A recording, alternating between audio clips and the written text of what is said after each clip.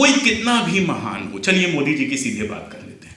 मान लेते हैं कि मोदी जी बहुत महान व्यक्ति हैं, मान लेते हैं, जितने गुण उनके बताए जाते हैं, 18 घंटे काम करते हैं, वेरी गुड, बहुत अच्छी बात है।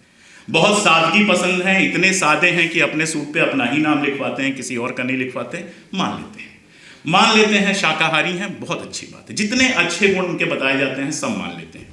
मुझे इससे क्या फर्क पड़ता है? भारत के नागरिक के रूप में अगर मैं ये देखता हूं कि मेरी अभिव्यक्ति की आज़ादी को दबाया जा रहा है, अगर मैं ये देखता हूं कि इस देश के सबसे शानदार एंकर्स टीवी चैनलों से सिर्फ इसलिए बाहर हैं क्योंकि वो सरकार के आलोचक हैं, अगर मैं देखता हूं कि जेएनयू के पढ़े हुए शानदार लड़के जिनको आज यूनिवर्सिटीज में प्रोफेसर होना चाहिए था वो 5 साल से जेल के अंदर हैं, तो आपके महान गुण और महान उद्देश्यों को लेकर मैं क्या करूंगा? वो मेरे काम के नहीं है। मेरे लिए एक ऐसा शासक बढ़िया है जो अच्छा खाता है, अच्छा पीता है, मुझे उससे कोई दिक्कत नहीं है। सारी प्रॉब्लम क्या है? वैसे तो व्हाट्सएप यूनिवर्सिटीज अब इतनी ज़्यादा फैल गई हैं कि एक कहानी चली कि चर्चिल आए तो स्टालिन के घर गए और स्टालिन की पत्नी थी, उन्होंने बताया कि 3 कमरे के घर में हम रहते हैं और ऊपर वाला कमरा लेनिन का है इसलिए उसको उपयोग नहीं करते हैं, और स्टालिन की पत्नी खाना बना रही थी। घटना 1942 की है, स्टालिन की पत्नी 1930 के आसपास मर गई थी। तो आप समझ सकते हैं कि ये कितना बड़ा सच है। तो व्हाट्सएप तो हर जगह आ गया, व्हाट्सएप की बात आप छोड़ दीजिए। मेरा सवाल बहुत सीधा सा है, मैं ज़्यादा पढ़ा लिखा आदमी नहीं हूँ, मेरे बारे में अक्सर ये गलतफहमी लोगों को होती है कि मैं बहुत पढ़ा लिखा हूँ। प्रोफेसर का बेटा हूँ तो मुझे दिखाने आता है कि कैसे पढ़ा लिखा दिखा जाता है, ज़्यादा पढ़ा लिखा मैं नहीं हूँ, मेरे दोस्त जानते हैं। मेरा सीधा सवाल है कि आप जब सत्ता में आते हैं आपके आसपास 5 ऐसे लोग होते हैं जो आपके सबसे बराबर के बिल्कुल होते हैं, बल्कि उनमें से ज़्यादातर आपके सीनियर हैं। 10 साल के अंदर 4 की हत्या हो जाती है, 4 मार दिए जाते हैं देशद्रोही बता के। जिन लोगों ने रूसी क्रांति में अपनी जान लगाई थी वो 10 साल में देशद्रोही हो जाते हैं, सारे मार दिए जाते हैं। अन्ना आख्तोमोवा जैसी पोएट, उसको आधी वैश्या और आधी देवी कहा जाता है। कितने नाम गिनाऊं? अगर यहां गिनाना शुरू कर दूंगा तो लोग परेशान हो जाएंगे। हमको मोदी से क्या प्रॉब्लम है? कोई प्रॉब्लम नहीं है। प्रॉब्लम बस इतनी है कि हमारे देश के अल्पसंख्यकों के साथ अन्याय हो रहा है। प्रॉब्लम बस इतनी है कि सरकार का विरोध करना देशद्रोह बना दिया गया है। और मजेदार बात यह है कि जिन लोगों को मोदी से शिकायत है उनको एकदम इस बात से कोई फर्क नहीं पड़ता कि स्टालिन के समय में स्टालिन के खिलाफ होना देशद्रोही होना था। जितने अखबार थे वो या तो पार्टी के थे या सरकार के थे। वैसे बहुत सीधी सी बात है, अपनी अपनी तानाशाही सबको अच्छी लगती है। उज्ज्वल दा ने एक बात कही कि राजाओं महाराजाओं के समय में तानाशाही नहीं थी, क्योंकि तानाशाही का मुझे लगता है कंसेप्ट मॉडर्न है, वरना राजा महाराजा सारे तानाशाह थे। महात्मा गांधी का एक प्रसिद्ध कोट है जब वो हरि सिंह के बारे में लिख रहे थे, और वहां उन्होंने लिखा कि हिंदुस्तान का हर छोटा से छोटा राजा अपने आप में एक हिटलर है, क्योंकि हिटलर के पास भी उतना अधिकार नहीं है जितना इन राजाओं के पास है। ये किसी को भी मार सकते हैं, इनके खिलाफ कोई केस नहीं चलेगा। सर अभी बता रहे थे कि मिडिल ईस्ट चले जाइए, मिडिल ईस्ट के जितने शाह शहनशाह और बाकी सब हैं सब तानाशाह हैं, उनके खिलाफ कोई बोल के देख ले उनका क्या हाल होगा। तो तानाशाही मुझे लगता है मेरे लिए बहुत सीधा सा मामला है। अगर लोकतंत्र नहीं है तो तानाशाह है।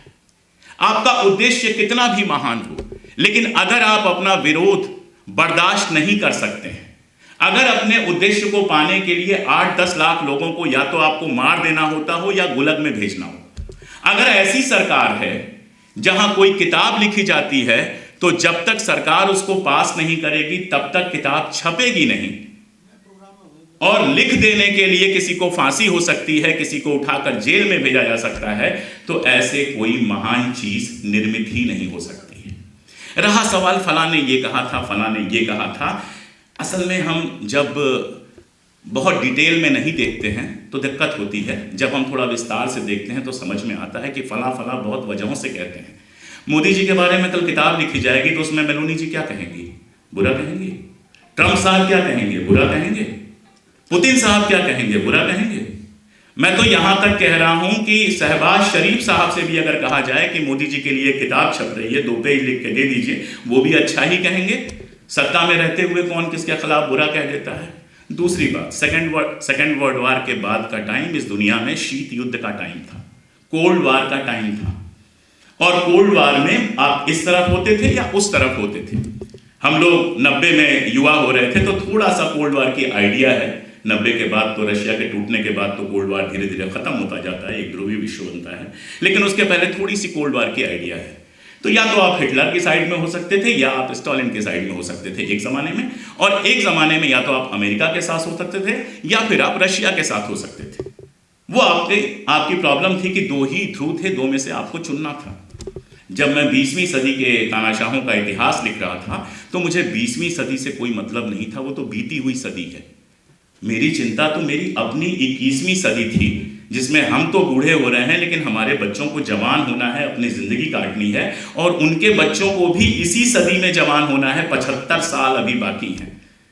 तो मेरे लिए 20वीं सदी में क्या गड़बड़ियाँ हुई जिसकी वजह से तानाशाहियाँ पैदा हुई, तानाशाही होती कैसी है, तानाशाही कहाँ जाकर ख़त्म होती है, और तानाशाही किस तरह उसी उद्देश्य को नष्ट कर देती है जिसको पूरा करने की बात कर रही होती है, ये समझाना ज़रूरी था। इसलिए मैंने किताब लिखी है। मुझे 20वीं सदी के तानाशाहों में तलाश सिर्फ ये करनी थी कि 21वीं सदी में क्या क्या कॉमन है। कई सारे इंटरव्यूज़ हुए हैं, उसमें मैंने ये बात कही है। एक आखिरी बात और करके मैं ख़त्म करता हूँ। पता नहीं ये किस्सा लोग क्यों नहीं याद करते हैं और कैसे भूल जाते हैं। देखिए, तानाशाहों की दोस्तियाँ जो होती हैं ना, विचारधारा वगैरह सड़क पर नारा लगाने वालों के लिए होती हैं। मैंने 30 साल लाल सलाम के नारे लगाए हैं और आज भी मैं मार्क्स की बेहद इज्जत करता हूँ। मैंने मार्क्स की जीवनी लिखी है, मार्क्सवाद पर किताब लिखी है, और गिरी सही कह रहा था, हमारी बहस होती थी तो मैं स्टालिन को पागलों की तरह सपोर्ट किया करता था। तो मैं अच्छी तरह से जानता हूँ कि मार्क्सवाद हो चाहे बाकी नारे हो, राष्ट्रवाद का भी नारा हो, ये सब नारे जो होते हैं वो सड़क पर लगाने वालों के लिए होते हैं। बाकी तो सत्ता के हिसाब से नारे चुन लेते हैं। कांग्रेस की सत्ता थी तो कांग्रेस के नारे लगा रहे थे, ये सत्ता आई इसके नारे लगाएंगे, कल किसी और की आएगी तो दूसरे के नारे लगाएंगे। सेकेंड वर्ल्ड वॉर जब शुरू हुआ था, एक सवाल पर मैं छोड़ के जा रहा हूँ, सर को लास्ट में बोलना है। सबसे बड़ी बात की जाती है कि फांसीवाद के खतरे से दुनिया को बचा लिया। फांसीवाद का खतरा तो उसी दिन शुरू हो गया था जिस दिन हिटलर अपने अगल बगल के छोटे मुल्कों को लगातार कब्जा करते जा रहा था। लेकिन उस समय उन मुल्कों के साथ खड़े होने की जगह स्टालिन ने हिटलर के साथ समझौता किया था। मोलोटोव-रिबेनट्रॉप समझौता हुआ था, और उस समझौता सिर्फ इतना नहीं था कि आप हम पर हमला नहीं करेंगे, हम आप पर हमला नहीं करेंगे। समझौता ये था कि यूरोप के अंदरूनी इलाके में हिटलर कब्जा करता जाएगा, स्टालिन कोई विरोध नहीं करेगा, और बाल्टिक इलाकों में स्टालिन कब्जा करता जाएगा, हिटलर कोई विरोध नहीं करेगा। समझौता ये था कि हिटलर चावल गेहूं जो होता है रशिया में वो लगातार सप्लाई करेगा, और कच्चा लोहा सप्लाई करेगा, और स्टालिन करेगा, और हिटलर बदले में बने हुए जहाज और बने हुए कुछ हथियार सप्लाई करेगा। और उस समझौते के बाद एस्टोनिया पे कब्जा हो गया। अभी मैं एस्टोनिया गया था, ख़ास तौर पर वो जगह देखने में गया था, तालिन में। केजीबी का एक इंट्रोगेशन सेंटर है जहाँ पर लोगों से पूछताछ की जाती थी।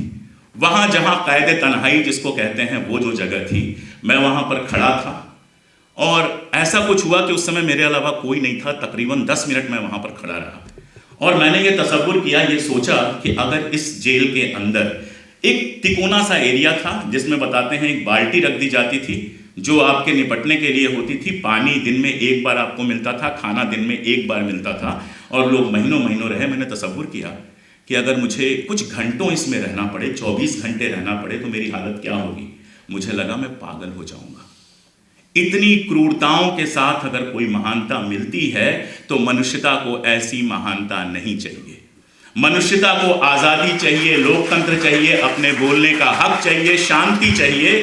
आपके महान उद्देश्य के लिए जनता अपनी कुर्बानियां, अपनी जान और अपनी आज़ादी गंवाने के लिए तैयार नहीं है, वरना आराम से कहा जा सकता है कि मोदी जी का भी उद्देश्य बहुत महान है। वो भी हिंदू राष्ट्र बना रहे हैं, वो एक महान उद्देश्य है, लेकिन ना तो हम उनके उद्देश्य से सहमत हैं, ना उसके लिए कुर्बानियां देने को तैयार हैं। जनता से पूछ के वो तय नहीं किया गया है। और हिटलर और स्टालिन का समझौता टूटा कैसे? जब हिटलर ने धोखा दे दिया और हमला किया, उसके बाद स्टालिन का समझौता टूटा। किसी फांसीवाद को बचाने के लिए स्टालिन ने कोई समझौता नहीं तोड़ा, किसी फांसीवाद से दुनिया को बचाने के लिए अपनी तरफ से कोई लड़ाई नहीं लड़ी। जब दुश्मन आपके घर में घुस गया तब तो आपकी मजबूरी थी कि आप लड़ाई लड़ते। उसको महानता की तरफ पेश किए जाने से मैं बिल्कुल इनकार करता हूँ। और एक सेकंड की और बात बस, कि दादा ने कहा कि उन मूर्खों के साथ एक ही बास्केट में क्यों रख दिया। मुझे लगा कि मूर्ख तो सारे थे, आप महानता के उद्देश्य छोड़ दीजिए अगर, तो तरीके सबके एक ही थे। एक बार अमेरिका में निक्सन बहुत ज़्यादा परेशान था, तो ईदी अमीन ने उसको चिट्ठी लिखा कि जब सरकार ना संभल रही हो और विरोधी बहुत परेशान कर रहे हों तो विरोधियों को मरवा देना चाहिए। हिटलर और स्टालिन इससे अलग क्या कर रहे थे? देखिए, आज के समय में सरकार की आलोचना करने का सबसे बड़ा फायदा ये होता है कि आप ट्रॉल से डरना बंद कर देते हैं।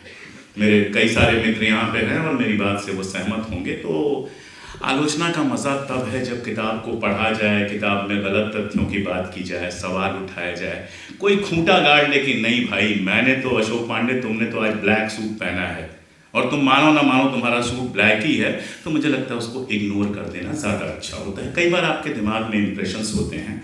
अगर इस किताब को ढंग से पढ़ा गया होता तो बताया होता, उसमें पढ़ते समय ध्यान में आया होता कि पहली पत्नी के मौत के बाद मैंने लिखा है कि इसने स्टालिन को हमेशा के लिए पत्थर बना दिया। उसके जीवन में महिलाएं तो बहुत सारी आईं, लेकिन ऐसा प्रेम और ऐसी भावुकता दोबारा देखने को नहीं मिली। दूसरी बात ये कि जिस तरह की बातें इस किताब पे हो रही हैं, अच्छी बातें भी हो रही हैं, जो दूसरी बातों की बात हो रही थी, मुझे लगता है कि मैं अगली किताब स्टालिन पे ही लिख दूंगा। पूरे 250-300 पेज की एक अच्छी सी किताब लिख दूंगा तो सारी बातें निकल के आ जाएंगी। क्योंकि ये किताब मुझे स्टालिन के बारे में नहीं लिखनी थी, ये किताब मुझे तानाशाह के बारे में